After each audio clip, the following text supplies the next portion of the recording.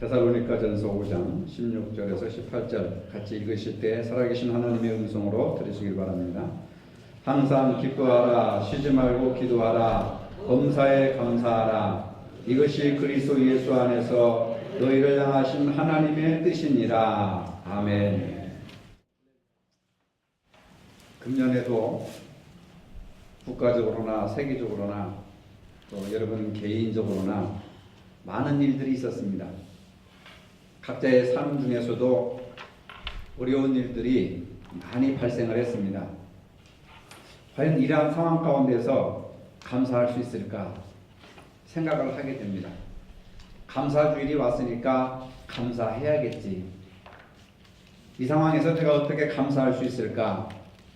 그런 생각들을 많이 하시겠습니다만은 성경은 만족하지 못하는 이러한 상황 속에서라도 감사해야 된다라고 말씀을 하십니다. 사실 기독교는 감사의 종교입니다. 성경 전체는 하나님의 은혜와 구원을 감사하라고 하는 말씀으로 가득 차 있습니다. 감사는 한두 번 하는 것이 아니고 어느 때나 어느 곳에서나 범사에 감사해야 될 것을 가르치고 있습니다. 여러분 마음속으로 한번 저울질을 해보세요. 감사할 수 있는 조건들이 더 많습니까? 감사하지 못할 조건들이 더 많습니까? 아마 대부분의 많은 분들은 감사할 수 있는 환경보다 조건보다 감사하지 못할 염려하고 걱정해야 될 환경과 조건들이 더 무거울 겁니다. 이런 상황에서 우리가 어떻게 진심으로 감사할 수 있겠는가? 오늘은 추수감사주일입니다. 추수를 감사하는 것은 미국의 청교도들의 역사와 전통이 아니라 이미 구약시대 때에 이스라엘 백성들에게 지키라고 하는 절기 속에, 즉 수장절이라고 하는 절기 속에 감사절이라고 하는 것이 포함되어 있는 것을 보게 됩니다. 그래서 감사하라고 하는 것은 하나님의 명령이라고 하는 겁니다.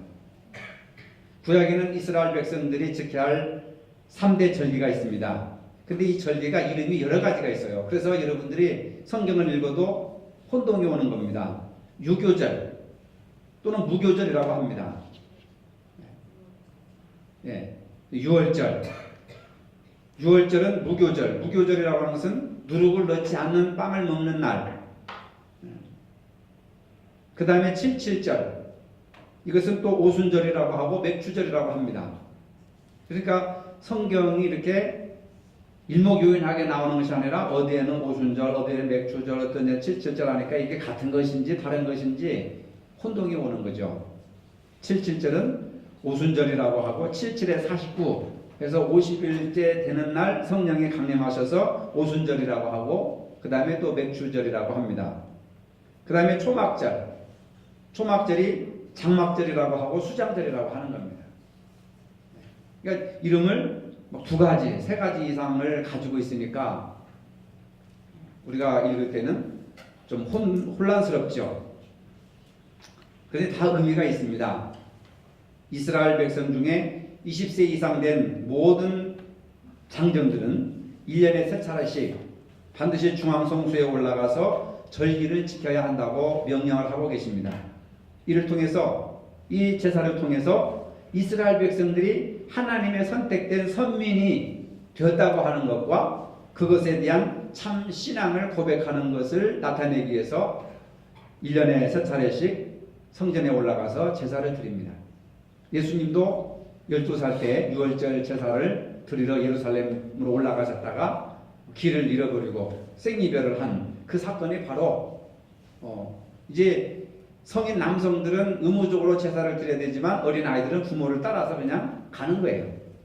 6월절이라고 하는 것은 이스라엘 백성들이 애굽에서 나온 그날을 기념하기 위한 해방절이고 77절은 맥주절로서 봄농사를 통해서 얻은 수확과 풍작에 대해서 하나님께 감사하는 겁니다. 이 맥주절도 추수감사절이라고 할 수 있지요. 보리와 밀을 이렇게 타작해가지고 하나님 앞에 드리는 그런 것인데 이 초막절 또는 장막절, 수장절이라고 하는 것은 모든 가을 농작물과 과일의 수확을 끝마치고 그러니까 맥주절은 5월달, 6월달에 이렇게 드리지만은 이 포도라든지 무화과라든지 이 포도라고 하는 경우는 결국 이렇게 가을까지 가기 때문에 모든 이 곡식, 과일까지를 포함해서 가을 추수를 완전하게 끝마치고 드리는 절기를 초막절이라 이렇게 얘기를 하는 겁니다.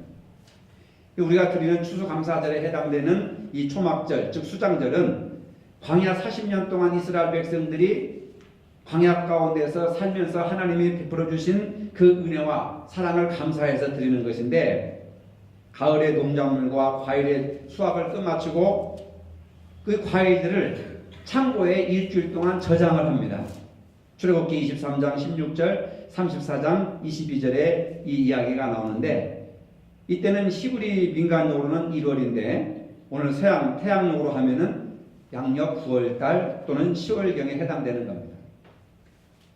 그래서 초막절이라고 하는 말은 포도밭에 초막을 지은 것에서 유래를 하고, 또 이스라엘 백성들이 40년 동안 가나안 땅에 들어갈 때 초막, 즉 텐트를 치고 생활을 했다 해서 광야 생활을 잊지 않겠다라고 하는 그 의미가 있어가지고 장막절이라 하는 이름을 또 붙이기도 하는 겁니다. 이스라엘 백성들은 가나안 땅에 새로운 장막을 짓고 그곳에 7일 동안 거처했다 해서 장막절이라. 그리고 이때 모든 곡식이 창고에 수장된다 해가지고 수장절이라고 하는 이름을 붙이는 겁니다. 이때에는 세 가지 일을 합니다. 첫째, 곡식을 거둬들인 다음에 제일 좋은 곡식으로 추수의 10분의 1을 하나님 앞에 드리면서 예배를 드렸습니다. 10분의 1은 온전한 11조라고 하는 규정이 적용되는 것이죠. 자신의 소득 중 10분의 1을 모두 드리는 것을 뜻합니다. 두 번째로, 부채가 있는 사람은 추수감사절이 오기 전에 모든 것을 갚고 깨끗한 마음으로 절기를 지켜야 했습니다. 그리고 세 번째로, 가난한 사람과 더불어 곡식을 나누면서 추수감사절을 보냈습니다. 구약시대 때에는 이렇게 철저하게 세 가지 절기를 잘 지켰습니다. 그러면 오늘 우리는 무엇을 감사해야 하는가? 구약시대가 아니고 율법시대가 아니고 복음시대에 살고 있는 오늘 우리들은 무엇을 감사해야 되는가? 첫째로, 하나님의 선하심과 인자하심 때문에 감사해야 됩니다.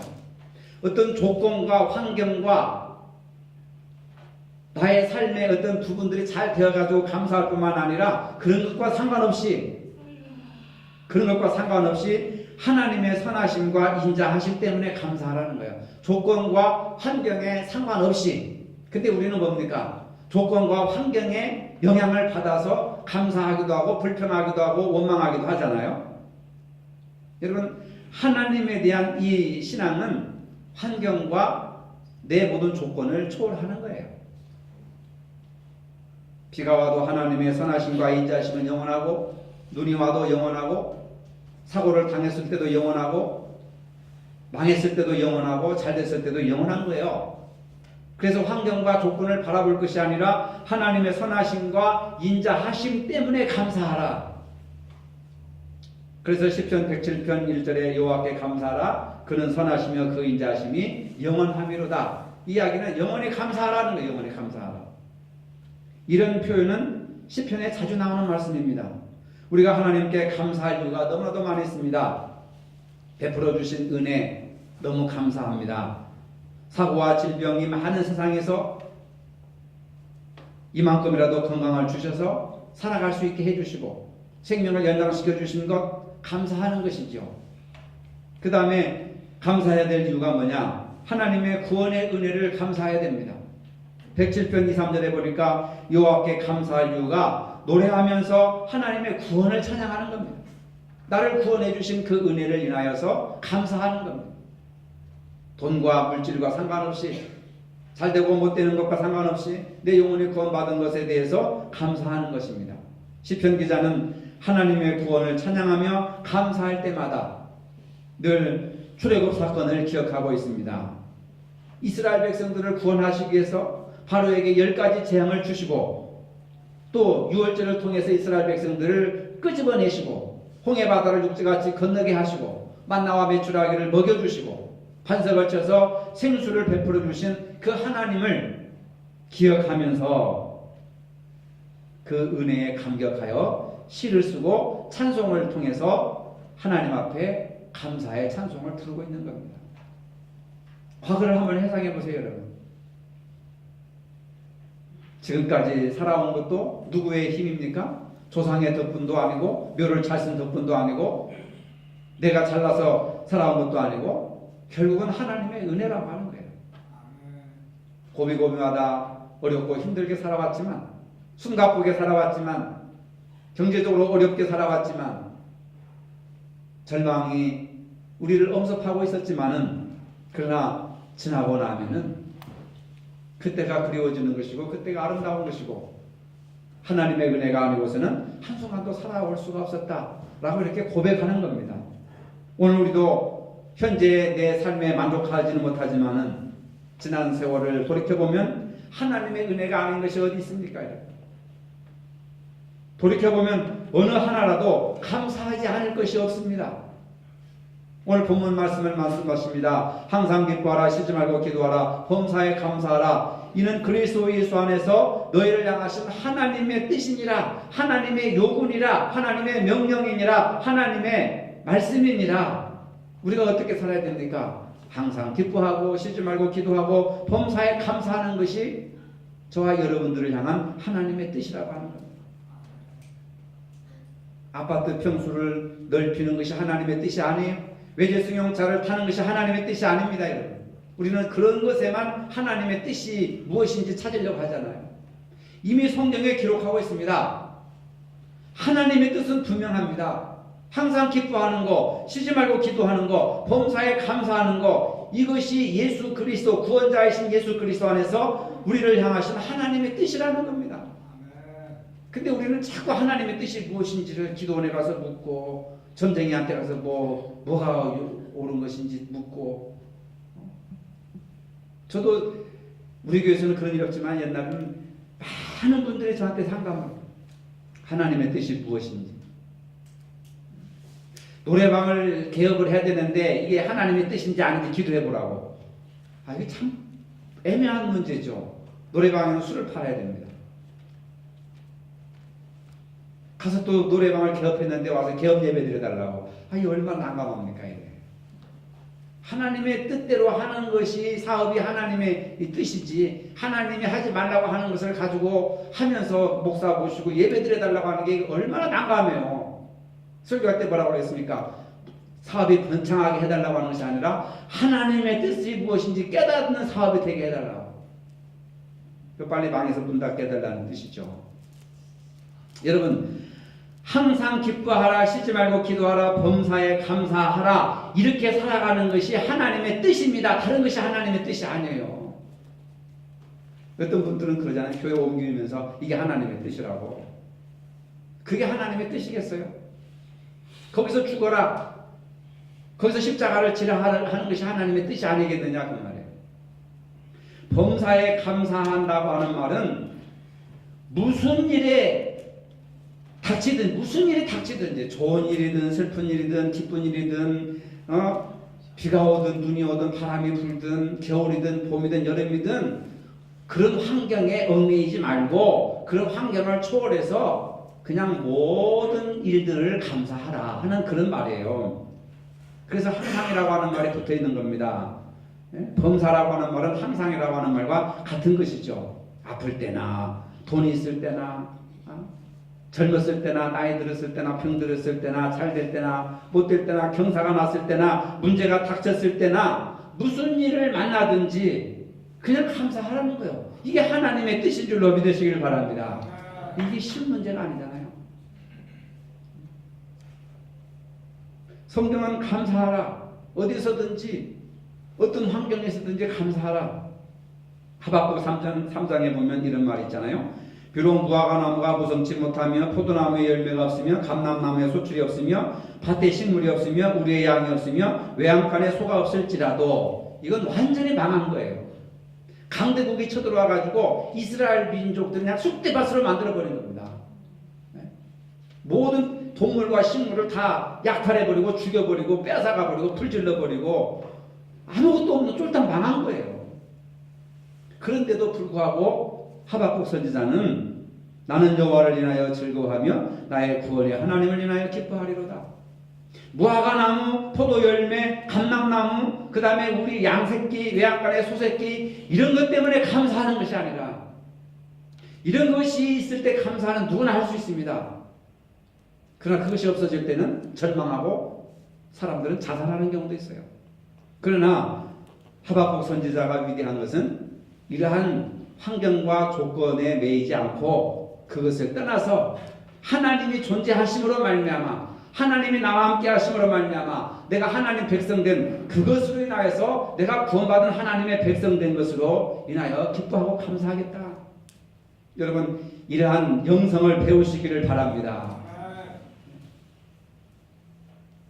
이게 감사할 조건이 하나도 없어요. 죽고 싶은 마음밖에 없는 감사할 일이라고 하는 건 손꼽만 것도 없습니다. 그럼에도 불구하고 하나님으로 인하여서 감사하는 이게 얼마나 위대한 신앙이고 하나님이 바라시는 것인가. 누가복음 17장에 보면은 예수님이 사마리아와 갈릴리 사이를 지나가실 때에 나병 환자 10명이 주여 우리를 불쌍히 여기소서 하면서 애걸 먹고 합니다. 예수님이 그들을 보시고 불쌍히 여기셔서 가서 제사장들에게 너희 몸을 보이라 하시니 그들이 가다가 신기하죠? 말씀에 순종하여 가다가 그 나병 환자가 깨끗함을 받았어요. 그때 10사람은 깨끗함을 받았지만 9사람은 가정으로 갔든지 어디로 갔든지 사라져버리고 한 사람만 나와가지고 예수님 앞에 엎드려 감사를 드립니다. 제 병을 고쳐주시고 은혜 베풀어 주셔서 너무 감사합니다. 근데 예수님께서 아니 10사람이 고침받지 않았느냐? 근데 왜 당신 혼자 왔습니까? 9사람은 어디 갔습니까? 그 9은 어디 있느냐? 그 9 가운데 바로 오늘 내가 그 9 가운데 하나란 말이에요, 여러분. 문둥병은 나병은 죄를 얘기하는 거잖아요. 성경에서.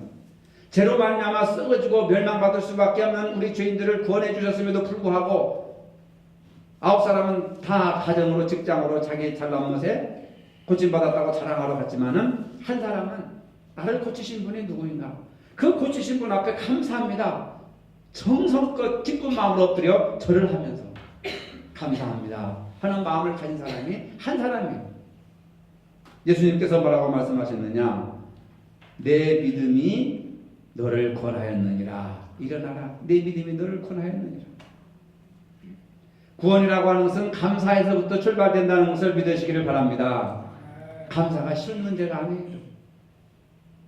그러면 우리가 어떤 방법으로 감사해야 되는가? 예배를 통해서 감사를 드려야 됩니다. 예배는 하나님 앞에 감사를 표현하는 가장 근본적인 방법입니다. 하나님은 10계명 제1계명에서 오직 하나님만 섬겨라, 하나님만 경배하라, 하나님께만 예배하라고 명령하셨습니다. 예배는 우리가 우선적으로 해야 할 일입니다. 예배는 하나님께 우리의 감사를 표현하는 가장 기본적이고 근본적인 방법이라 이 말입니다. 몸과 마음을 바쳐 진정된 예배를 드림으로써 우리는 하나님에 대한 감사를 표현하는 것입니다. 바울은 너희 몸을 하나님이 기뻐하시는 거룩한 산 제물로 드려라. 이것이 영적인 예배니라 이렇게 말씀했습니다. 그 다음에 풍성한 예물을 드려야 되겠죠.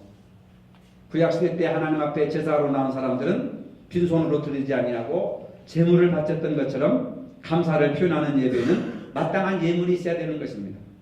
하나님께서는 성도가 하나님 앞에 나아갈 때 빈손으로 나오는 것을 원하지 않습니다. 신명기 16장 16절 17절에 보면은 분명하게 빈손으로 오지 말아라 이런 얘기를 하고 있습니다. 물질은 인간 생활에서 아주 중요하고 귀중한 것으로 하나님을 영화롭게 하고 하나님에 대한 우리의 사랑을 확인시켜 드리는 것입니다.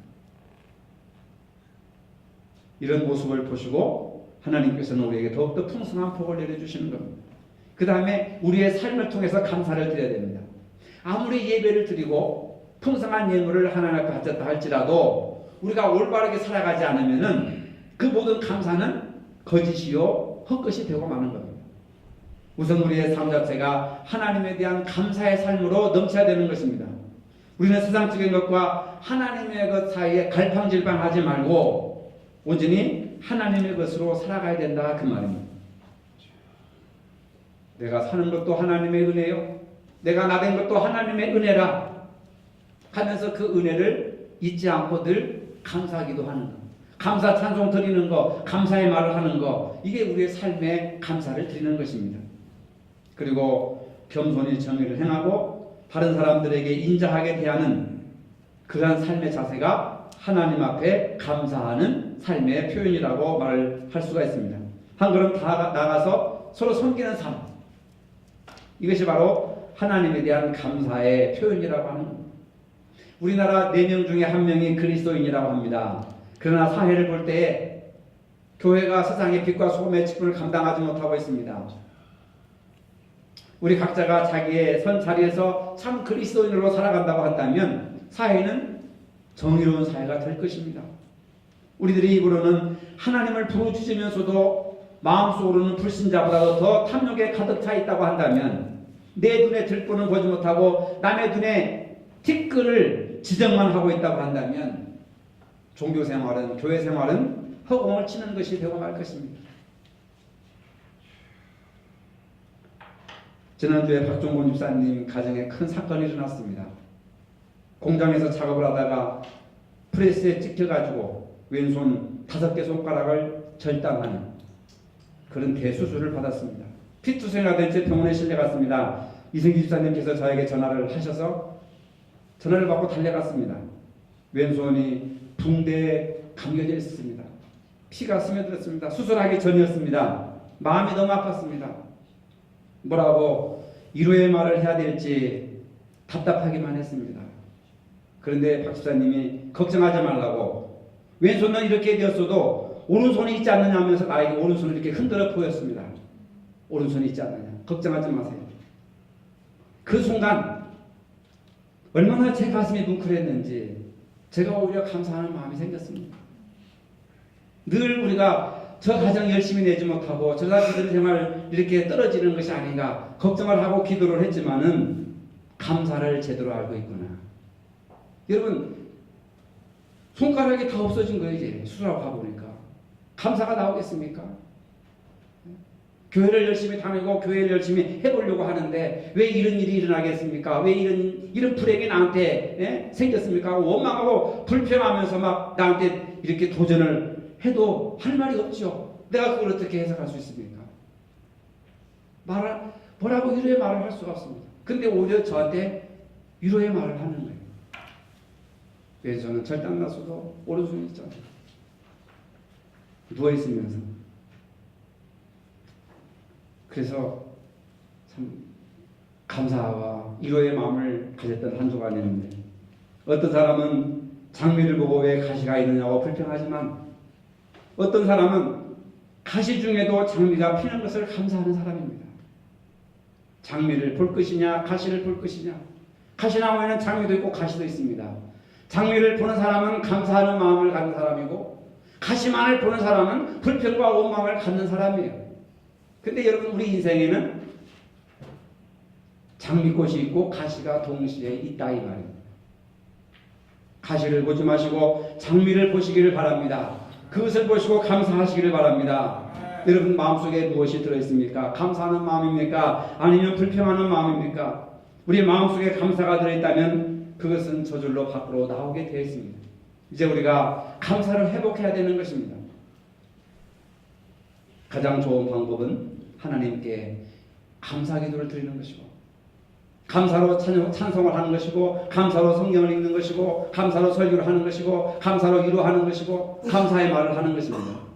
우리 입술로 하나님이 우리 인생을 주관하시고 그 모든 일에 근본이심을 고백하고 하나님이 우리에게 해주신 일을 감사하는 것입니다. 하나님께 무엇을 주십사 하고 요청하는 기도보다도 하나님이 나를 이렇게 살리셨구나, 이렇게 인도해 주셨구나, 이렇게 은혜 베풀어 주셨구나, 이렇게 축복해 주셨구나 하는 것에 대한 감사기도가 절실히 요구되는 때입니다. 감사를 모르는 자는 도토리 나무 밑에서 도토리를 먹으면서도 도토리가 어디서 떨어지는지 모르는 돼지와 같다는 말이 있습니다. 여러분, 바울은 오늘 우리에게 말합니다. 항상 기뻐하십시오. 쉬지 말고 기도하십시오. 범사에 감사하십시오. 이것이 예수 그리스도 안에서 당신들을 향한 하나님의 뜻입니다. 감사는 기적을 창조합니다. 영어의 think는 바로 생각하다라고 하는 think에서 나온 어원이 같은 말입니다. 그러니까 감사와 생각은 같은 말이라는 것이죠. 한치만 더 깊이 생각해보면, 한 그릇 더 물러서도 생각해보면, 한 번 더 심호흡하고 한 번 더 생각해보면 감사할 수 있는 일들을 발견할 수가 있다는 것을 바로 영어 단어에서도 말해주고 있는 거예요. 모든 일에 감사하는 것이 하나님의 뜻입니다. 우리가 감사하는 것이 하나님의 뜻인 것을 믿으시기를 바랍니다. 우리는 하나님의 뜻대로 살아야 됩니다. 현실 생활이 우리 마음에 들지 않더라도 우리는 감사하며 살아야 합니다. 감사하는 자세가 인생을 복되게 하는 겁니다. 항상 기뻐하며 쉬지 말고 기도하며 범사에 감사하는 축복된 인생을 사시는 저와 여러분들이 되어야 될 줄로 믿으시기를 바랍니다. 거룩하신 하나님, 추수감사주의를 맞이하여 지켜주신 하나님의 은혜에 감사하게 하셨습니다. 큰 것보다 작은 것을 감사하게 하시고 미래에 일어날 일을 감사하기보다 지금의 상황에 감사하게 하시고 매일의 일상에 감사하며 평생 감사하는 그러한 감사의 삶을 살아갈 수 있는 저희들이 되게 하여 주시옵소서. 예수님의 이름으로 기도합니다. 아멘. 이제는 우리 주 예수 그리스도의 은혜와 하나님 아버지의 무한하신 사랑과 성령의 교통하심이 범사에 감사하는 삶을 살길 원하는 사랑하는 모든 성도들 머리 위에 이제로부터 영원토록 함께 하시기를 축원하옵나이다. 아멘.